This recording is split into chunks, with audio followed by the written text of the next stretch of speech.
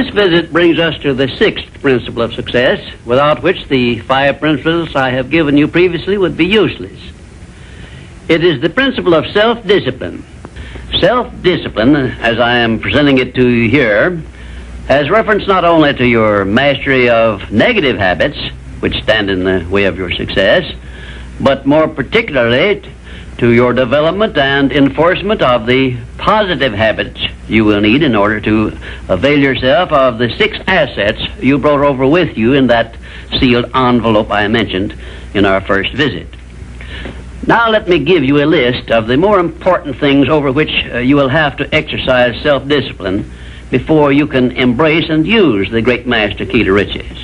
1, you will have to gain mastery over your tongue by acquiring the habit of thinking first and then speaking after you are sure that what you say will benefit you and not injure others. A loose tongue often is one's greatest liability.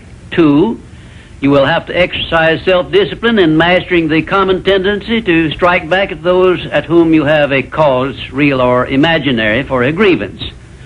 You must remember that everything you do to or for another, you do to or for yourself, because your every thought and every act which benefits or injures another person comes back to you in kind, greatly multiplied.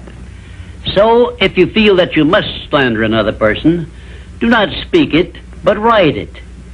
Write it in the sands near the water's edge, then move away from it until the tides have flown. 3, you will have to exercise self-discipline over all of your emotions, particularly your emotions of love, hate, fear, and sex. These are the big 4 of your emotions, and they can make you or break you according to the extent of discipline you exercise over them.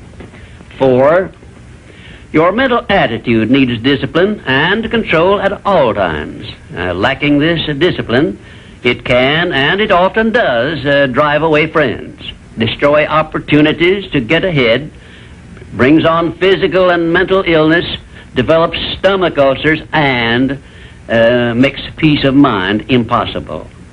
5, I have reserved the emotion of sex for special mention, because failure to exercise self-discipline over this emotion probably heads the list of all the causes of personal failure.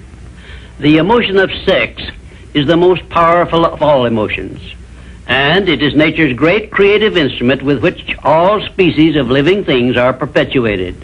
The proper means of self-discipline of the emotion of sex is transmutation, the control and direction of this great emotional feeling toward the attainment of worthy purposes, such as the fulfillment of one's major purpose in life.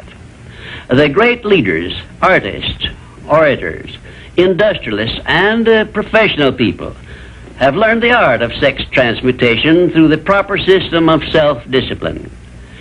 Because of the delicacy of the subject of sex emotion, I am limited as to the information I can give you about it on this visit, but I have covered the subject much more in detail in some of my books. And 6, your stomach also needs discipline through the proper habits of dieting and fasting, because information on dieting and fasting should come from your own doctor. I will not go into details concerning them, except to call your attention to the need for knowledge on this subject. Personally, I attribute my sound physical health mainly to the habits of dieting and fasting, which I have developed through the years. And 7, you will need to exercise self-discipline in relation to religion and politics, because our country, which is the most acceptable form of society civilization has yet produced, is made up of people of varying beliefs in connection with both of these subjects. To be happy and prosperous in our country, we must learn to live and to let live, to give others the privileges we ask and demand for ourselves. And this often calls for strict discipline over self. 8, but I have reserved until the last my reference to the most important circumstances over which you must exercise the strictest of self-discipline if you are to embrace and use the great master key to riches. I have reference to your profound privilege of taking possession of your own mind and directing it to whatever ends you may desire. You cannot take possession of your own mind or direct it to definite ends without a practical system. I have devoted the better portion of my past life to the revelation and presentation of such a system. And I know that this system works because it has been successfully used by many millions of people throughout the world. The system is not only practical and workable, but it is so simple that anyone who is ready for it may master it and use it successfully. Its use does not call for a genius nor a great amount of formal education. It calls only for a will to take possession of one's own mind and a definite purpose to which the mind is to be directed. Self-discipline by Thomas A. Edison made him the world's greatest inventor, who revealed to mankind during the first half of the 20th century more of nature's secrets than had been uncovered during the entire previous history of civilization.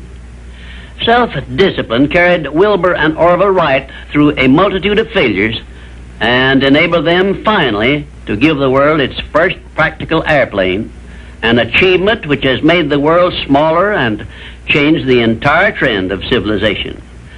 Self-discipline helped Helen Keller to triumph over deafness, blindness, and dumbness, a combination of afflictions such as most people never experience.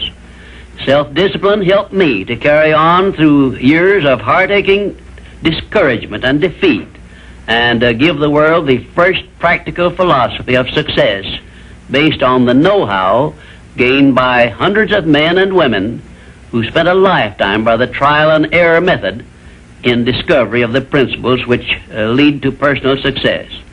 Self-discipline is among the top-ranking features of all the great religions, including, of course, the Christian faith. And there are some people who believe that our major purpose on earth is that of developing wisdom through struggle and self-discipline.